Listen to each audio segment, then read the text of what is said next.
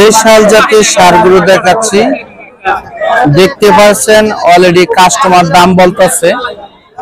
দেখি আজকের বাজারে কেমন হয়, আপনাদেরকে একটু ধনবাড়ি কুরবানি দেশের দেশাল জাতের সারগুলো দাম হচ্ছে, আপনারা দেখতে পাচ্ছেন। হুজুর ভাই কত বললো একটু দেখতে পাচ্ছেন, আজকের বাজারে কেমন দাম হচ্ছে একটু শুনে দেখি।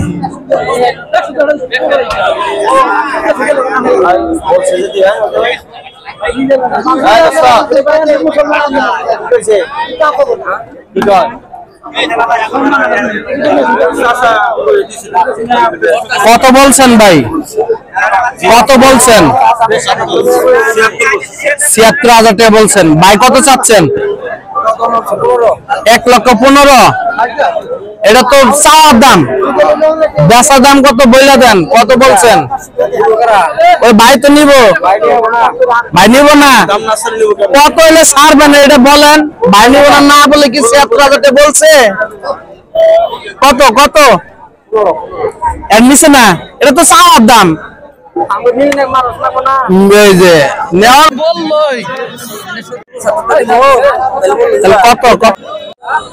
দর্শক বন্ধুরা, এই গরুটির দাম ৭৬,০০০ টাকা অলরেডি হুজুর বলে ফেলছে।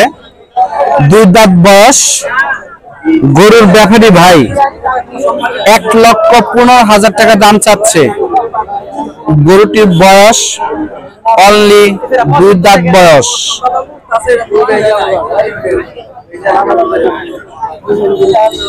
ভাই বেচার দাম একটা বলে দেন।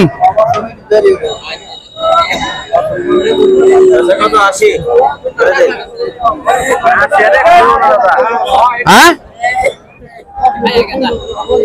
বেচা দাম না বললে আর কি বল? হ্যাঁ এই যে ভাই নিব ৭৬,০০০ টাকা দাম বলছে, বলো না কত? ১৫। এটা তো চাওয়ার দাম রে ভাই। সে যদি অল্প আর কিছু বাড়ায় তো নিতেও পারে। ১,০০,০০০ টাকা নাই ৯০ নাকি ৮০, এটা তো বলতে হবে। হ্যাঁ গরু নিব কারা? কত বলছে? ১,১৫,০০০। আর যেটা বলছে ওইটাই। দর্শক বন্ধুরা, আপনারা অবশ্যই কমেন্টে কিছু বলেন ওনারে। দেখেন ১,১৫,০০০ টাকা গরু, কয় মন মাংস হবে একটু শুনে দেখি। কয় মন মাংস হবে?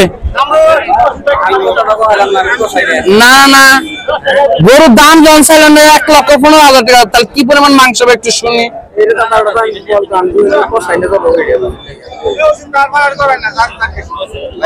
দর্শক বন্ধুরা, আসলে উনি যে গরুটা নিয়ে আসছে উনি বিক্রি করতে মনে নিয়ে আসেন একটু মজা ফানি করার জন্য।